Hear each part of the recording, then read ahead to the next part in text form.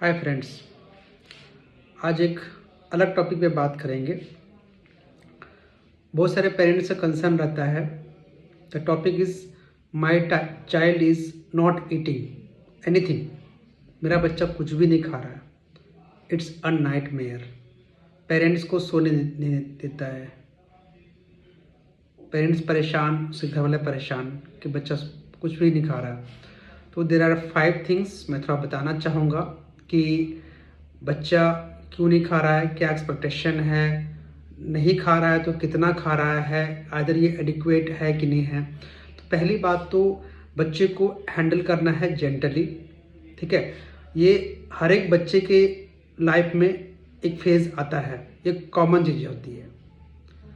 उसके अलावा दूसरा है कि फर्स्ट कंफर्म करना है कि रूटीन हैबिट क्या है बच्चे का, कितने बार मील खा रहा है, कितने बार स्नैक्स ले रहा है बच्चा, ज़्यादा मिल्क तो नहीं पी रहा है, ज़्यादा बार बार स्नैक्स तो नहीं खा रहा है, थोड़ा सा कुछ जूस पी लिया बच्चे ने, कुछ बिस्किट खा लिया। तो मेरा रिकमेंडेशन है कि आपको पहली बात तो पॉसिबल रीजन, थर्ड थिंग क्या है कि आपको कौन ढूंढना है कि क्या कारण है। पहला है कि डेवलपमेंट फेज।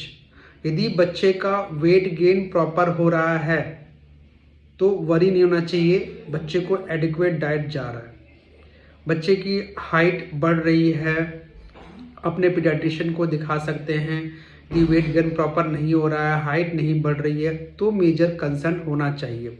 इसके अलावा बहुत सारे बच्चों को आयरन डेफिशिएंसी एनीमिया होता है, कभी पेट में कीड़े होते हैं, कभी कोई क्रॉनिक प्रॉब्लम, कोई सारे ऐसे बीमारी है बच्चे को अंदर से, इसलिए बच्चे को खाना नहीं खाया जा रहा है। और कभी कभार आपने कोई क्लाइमेट चेंज हुआ है, बच्चे को कोई पेरेंट्स की ड्यूटी कारण शिफ्टिंग हुई है तो भी बच्चा नहीं खाता है, तो अपने पीडियाट्रिशियन को इस बातें बताएंगे, वो आपको बताएंगे कि इसका कारण क्या हो सकता है।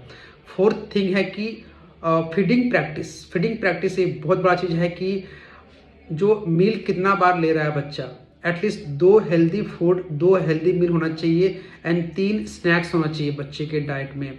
एंड जो आप मील दे रहे हैं, पहली बात तो मिल्क कितना ml दे रहे हैं। 1 साल के बच्चों को maximum two maximum 500 ml milk देना चाहिए। बट यहाँ के प्रैक्टिस क्या होती है, बच्चा जब तक 1 लीटर दूध ना पिए पेरेंट्स को सेटिस्फेक्शन नहीं होता है, इसलिए too much milk is harmful for the baby.